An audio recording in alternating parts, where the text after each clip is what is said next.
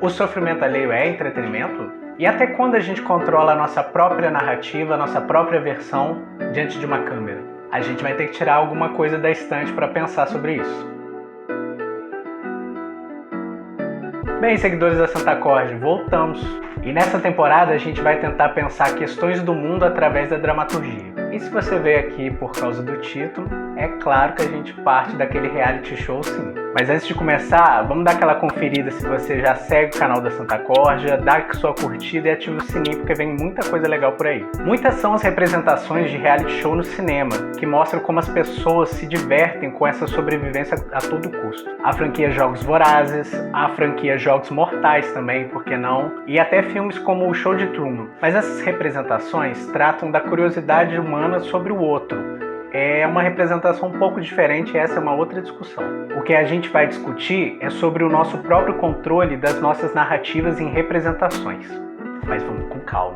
Primeiro a gente vai tomar uma dramaturgia para discussão. E a dramaturgia da vez é O Pagador de Promessas, do Dias Gomes. E antes de mais nada, é preciso dizer que Dias Gomes é um dramaturgo enorme da nossa dramaturgia por diversas questões. Mas para mim, especificamente, por ele ser muito comunicativo. Ele fez diversas novelas, como Bem Amado, Roque Santeiro, e todas elas baseadas nas suas próprias dramaturgias para teatro. E também por ele ser muito bem-humorado, o que contribui para suas peças serem comunicativas. Porque por mais que ele trate de questões muitíssimo sociais e problemáticas, mesmo porque várias das suas peças foram censuradas pela ditadura militar, sempre tem humor presente. Isso nunca é banalizar a questão, isso é encontrar a medida entre a questão em discussão e um produto de entretenimento. E isso é difícil pra caramba. Tô certo ou tô errado? Mas um aspecto marcante do Dias Gomes é ele concentrar a ação dramática em praça pública, o que destoa da dramaturgia brasileira no geral, que é caseira, dentro do espaço privado. E colocar a ação cênica no espaço público é um grande desafio, porque abre margem para o contraditório, pessoas de diversas crenças, opiniões estão ali convivendo em cena. O que leva então a gente a pensar, como resolver esse problema? Aí que tá, não resolve. Problema é conflito, conflito é drama. Ele mostra em plano aberto essa disputa de narrativas. E por falar em disputa de narrativas, vamos falar de Pagador de Promessas. A história acompanha o Zé do Burro, chegando na paróquia de Santa Bárbara, carregando uma cruz do tamanho da de Cristo junto da sua esposa Rosa. A peregrinação era para caso a vida de seu amigo Nicolau fosse preservada depois de um acidente. Graças a Santa Bárbara, a morte não levou o meu melhor amigo. Mesmo assim, não lhe parece um tanto exagerada a promessa? Um tanto pretensiosa também? Nada disso, seu padre. Promessa é promessa. É como um negócio. Se a gente oferece um preço, recebe a mercadoria, tem que pagar. Eu sei que tem muito caloteiro por aí, mas comigo não. É toma lá da cá.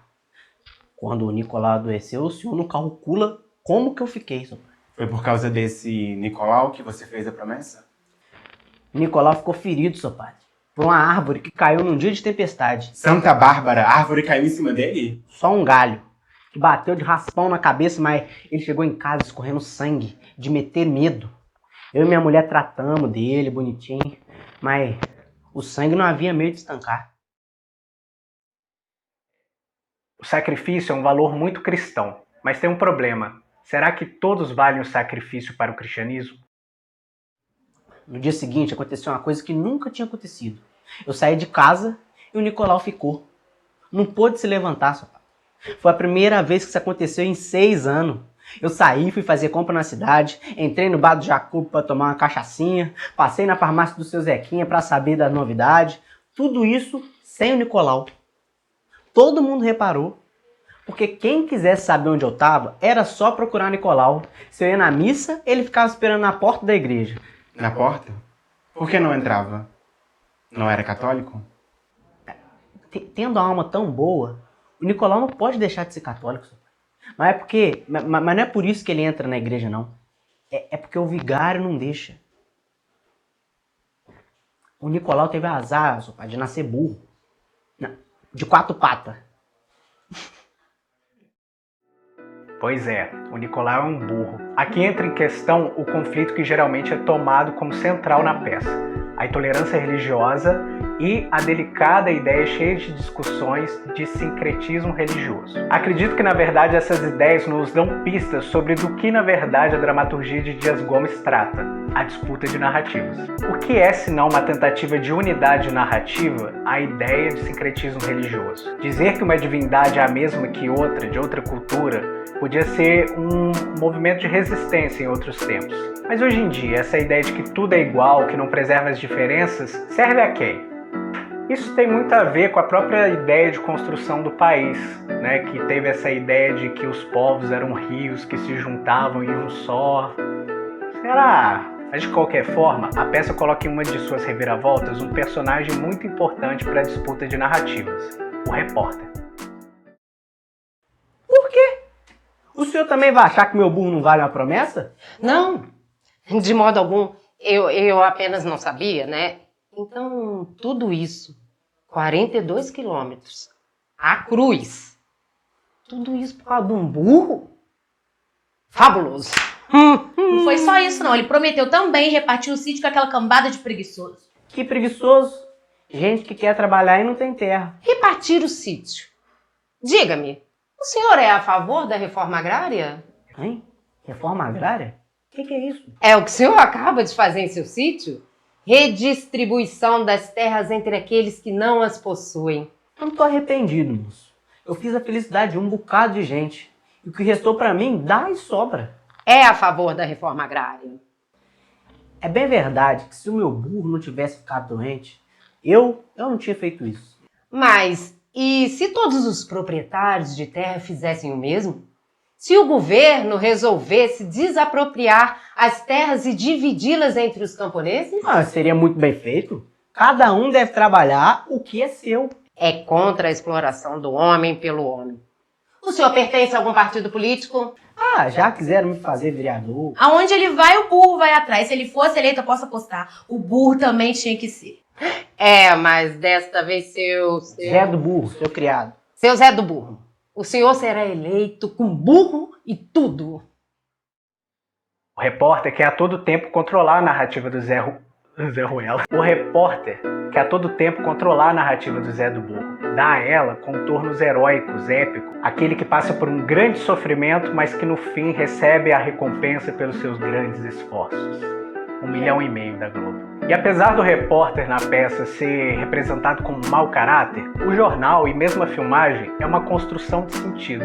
E se é uma construção de sentido, ela é lógica. Tem início, meio e fim.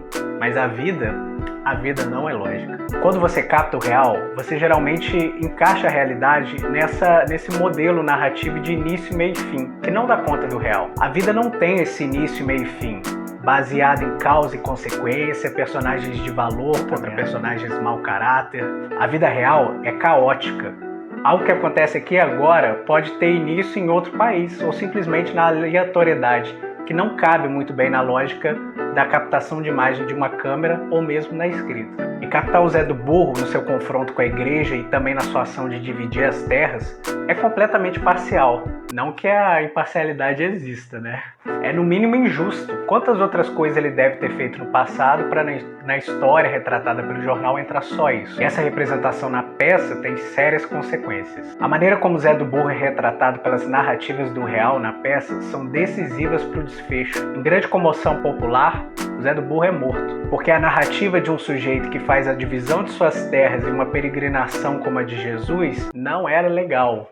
Não agradava em nada às autoridades da época. Não era essa a narrativa que o governo queria. Mas, curiosamente, quando Zé do Burro morre, ele se torna mártir. E, de toda forma, a narrativa que a igreja queria contar, perde. Porque o povo entra com ele com a cruz para dentro da igreja, como na promessa. Porque o cristianismo já usa da narrativa de um personagem ter que morrer, ter que ser sacrificado para ser compreendido, né? Mas Dias Gomes, na sua genialidade, não termina a peça com um final cristão, da catarse com o sacrifício. Ele termina com o céu escurecendo e Ansan mandando um raio naquele lugar. Um dos finais mais lindos e assombrosos da nossa dramaturgia. Então, quando a gente relaciona com o BBB, né, com o reality show, a gente está dizendo que tem uma narrativa sendo construída de um vencedor que vai receber o prêmio da emissora. E não estamos dizendo que é pré-determinado quem vai vencer ou que é tudo um teatro. A gente está dizendo que recortar o real na edição ou na câmera, no ângulo que você vai fazer, já é uma forma de ficção. Como Zé do Burro, que teve a sua vida recortada somente pelo momento da promessa que ele fez para o seu burro e também pela divisão de terras que ele fez. Focalizar com as suas câmeras alguns aspectos das pessoas é uma maneira de criar personagens. Como o bondoso e inocente Zé do Burro, que virou um personagem revolucionário de interesses políticos e a favor da reforma agrária. Mas documentário é ficção. Hoje os documentaristas brabos mesmo, né? Tipo o Eduardo Coutinho, ele trabalha sempre nisso, no limite da ficção. Essa coisa que é real. Documentário também, igual o documentário que tenta ser isentão, vou mostrar os dois lados. É ruim.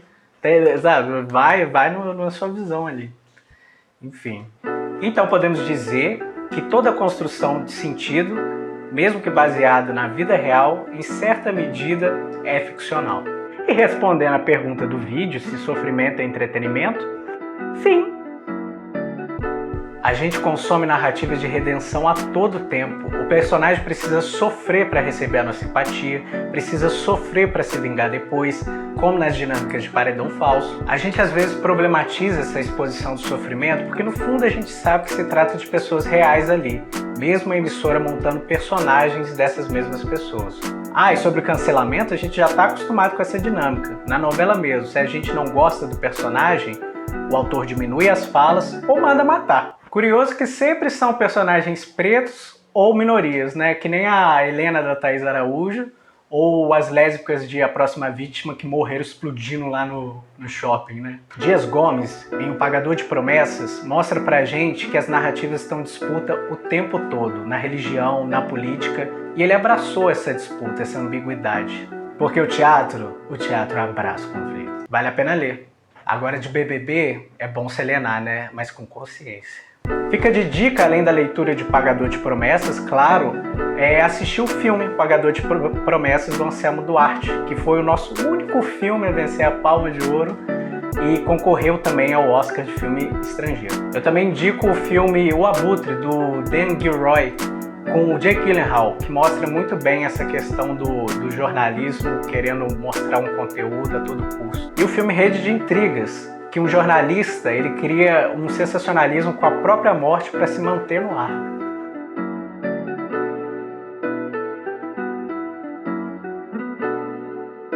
Até a próxima estante.